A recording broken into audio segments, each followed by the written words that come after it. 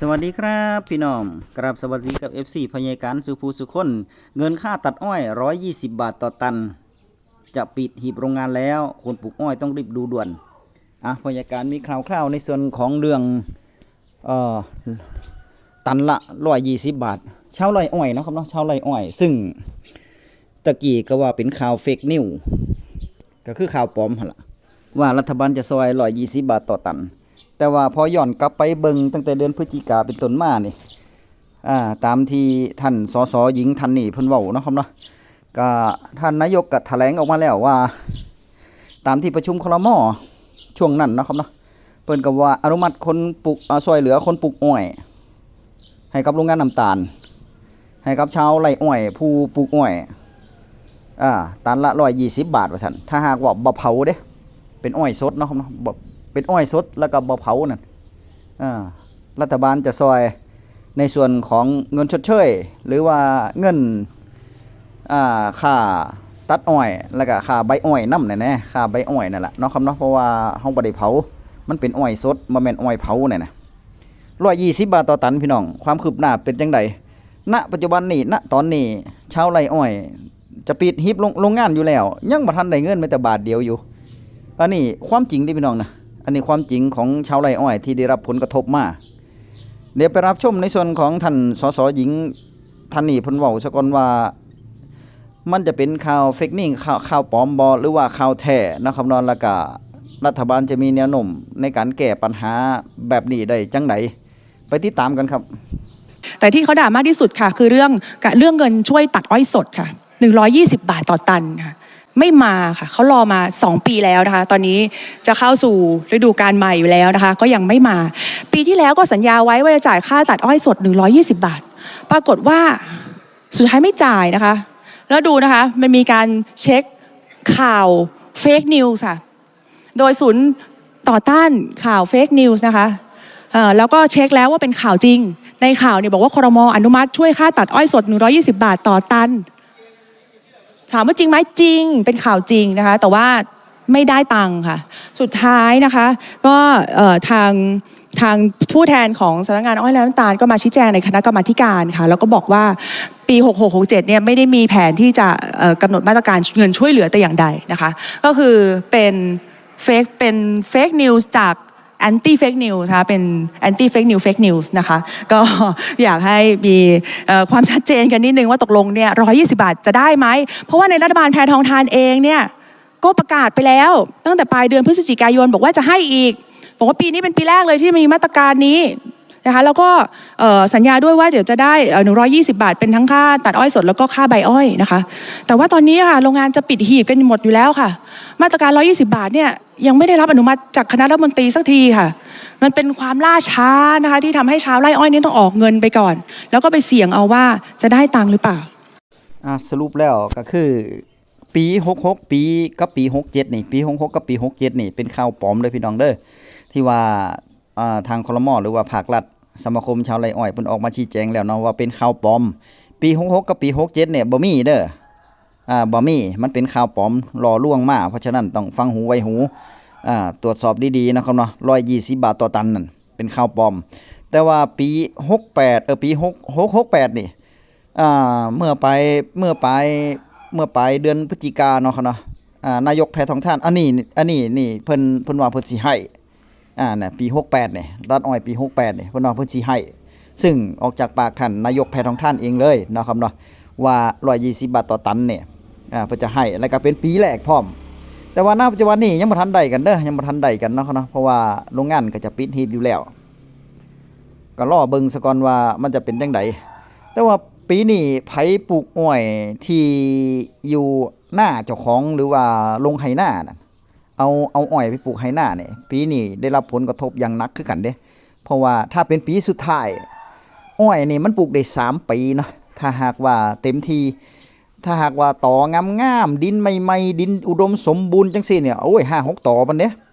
5-6 ตอบัด5-6 ปีเพิ่นปลูกเที่ยนึงแล้วก็เนาะแถว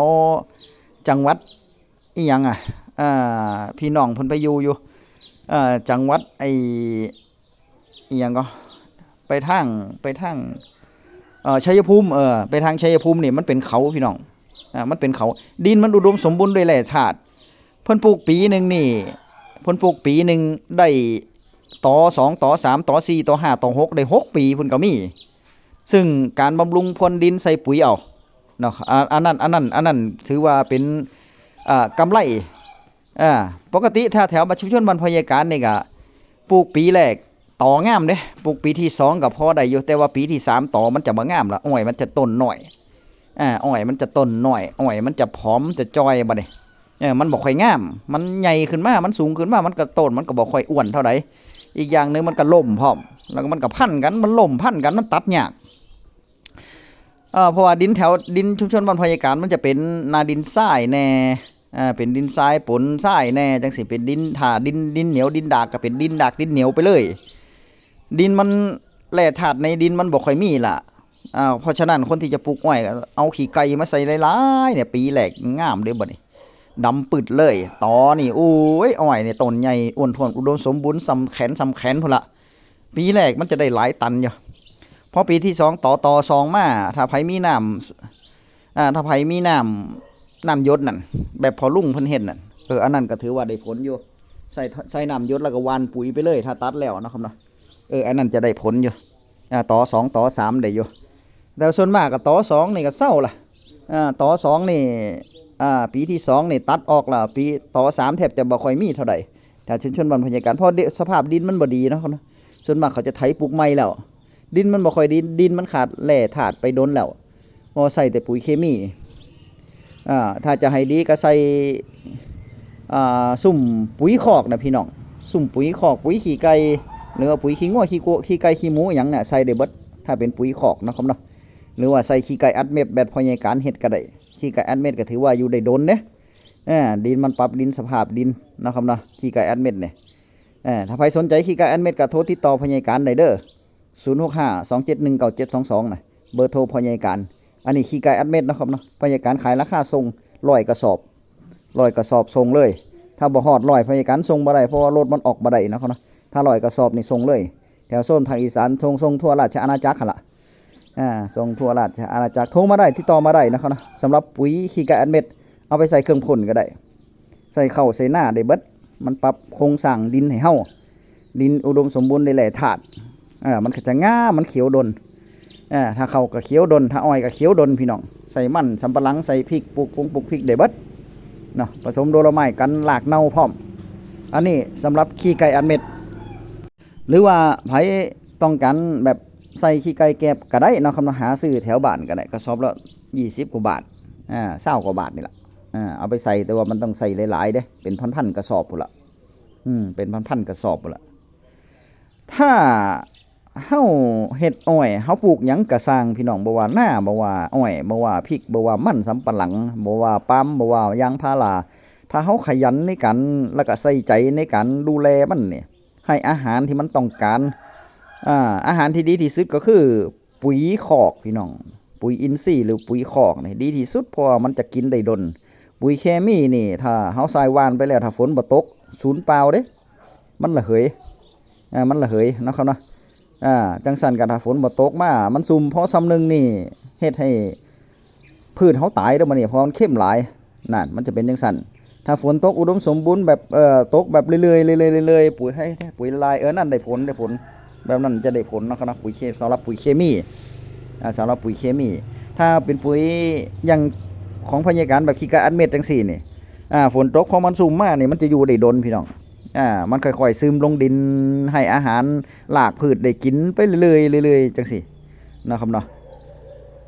ก็รอเบิ่งในส่วนของที่รัฐบาลเพิ่นจะดำเนินการไปในทิศทางไหนเพราะว่าเพิ่งผ่านพ้นจากการประชุมอภิปรายไม่ไว้วางใจเนี่ยนะ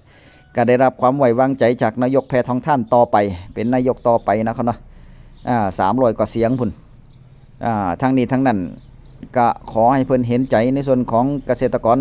ชาวไร่อ้อยผู้ปลูกอ้อยทั้งหลายนะครับเนาะ120 บาทต่อตันเนี่ยปีนี้ถามว่าอ้อยได้รับผลกระทบบ่ก็ได้รับผลกระทบคือกันพี่น้อง1ห้ามเผามันก็ถ้าบ่เผามันก็ต้องจ้างแรงงานไปตัดเนาะครับเนาะจ้างคนตัดพอรอรถตัดก็ได้แต่ว่ามันเพิ่มค่าใช้จ่ายหลายเติบอยู่นี่มันบ่ยุ่งยากอยู่แต่ว่า มันรอกันนี่แหละมันรอรถนี่แหล้วรถมันบ่มีหลายเนาะคันมันหลายล้านมันบ่ไหวนี่แหละจากโรงงานมาตัดให้นะมันรอโดนเท้าเฮ็ดหลายๆเข้าชมรมเข้ากลุ่มเขานั่นใครอยู่แต่บางคนมันก็เฮ็ด10 ไร่20 ไร่จังซี่นี่มันก็ต้องตัดมือ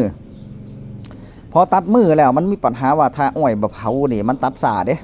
ถ้าอ้อยบ่เผานี่ตัดซ่าถ้าอ้อยเผานี่มันจะตัดเร็วเพิ่นว่าแล้วน้ำตาลนี่เพิ่นว่าถ้าอ้อยเผาเนี่ยมันจะเพิ่มน้ำตาลจักแม่นบ่แม่นล่ะพ่อใหญ่การก็บ่เคยเฮ็ดเนาะอันนี้ตามที่ชาวไร่อ้อยคนปลูกอ้อยเพิ่นว่ามาก็รอเบิ่งซะก่อนว่ามันจะไปในทิศทางไหนพอเพิ่มค่าใช้จ่ายอีหยังก็ได้มันก็มีค่าใช้จ่ายและณปัจจุบันนี้ค่าแรงมันก็สูงที่นี่พอตัดแล้วบัดนี้มันมีปัญหาตามมาก็คือใบอ้อยผู้ใดที่ปลูกตอ3แล้วจังซี่นี่จะเศร้าจังซี่นี่แล้วปลูกในไหนาเจ้าของนี่อันนี้หนักเลยเด้บัดนี้เฮ็ดจังไดแล้วบัดนี้สู่ปีมันเผาได้เนาะเผาทำลายได้แต่ว่าปีนี้เพิ่นบ่ให้เผาผิดกฎหมายบัดนี้เพิ่นบ่ให้เผาเลยก็ยากกะโลดนี่แล้วเนาะเขานำใบอ้อยบักหลายนึงจะเอาไปไว้ใส่กระตุ้มอย่างเดียวแต่ว่าบางหม่องบางบอนเพิ่นมีเงินมันก็อัดใบอ้อยส่งเข้าโรงงานชีวภาพชีวมวลเอาไปเป็นเชื้อเพลิงได้แต่ว่าส่วนมากแล้วเกษตรกรบ่ได้เฮ็ดแบบนั้นเนาะมันน้อยบ่หลายเนาะเนาะจะหลายก็บ่หลายจะน้อยก็บ่น้อยบ่ได้เฮ็ดดอกก็เฮ็ดจังไดก็เคลียร์กองหั่นแหล้วถ้ามีรถไถก็ตุบกองแต่ว่าของพ่อลุงพยาการนี่เพิ่นจะเอากระจายเด้เอาใบอ้อยนี่ไปปลูกกระจายเบิดเลยแต่อ้อยก็เกิดดีอยู่บ่ต้องได้เผาแต่อ้อยเกิดดีอยู่แต่ว่าพยาการว่ามันก็ดีไปอย่างนี่มันรักษาหน้าดินให้ความชุ่มชื้นกับหน้าดินเด้ถ้าเฮามีปุ๋ยมีหยังเฮาไปหว่านก่อนนี่ไปหว่านก่อนแล้วก็ไอ้ตัดใบอ้อยทับเลยนี่อันนี้น่าจะดีว่ะพยาการว่าเนาะครับเนาะก็ลองเบิ่งลองหาทิศทางลองหาวิธีเบิ่งนะครับเนาะส่วนเงิน120 บาทต่อไร่ต่อตันต่อตันนั่นก็รอเบิ่งซะก่อนเด้อว่ารัฐบาลจะอนุมัติให้มื้อใดจังไดแท้เนาะครับเนาะพยาการก็จะได้ติดตามมาให้เบิ่งคลิปนี้พอซ้ำนี้คลิปหน้าพอกันใหม่สวัสดีครับ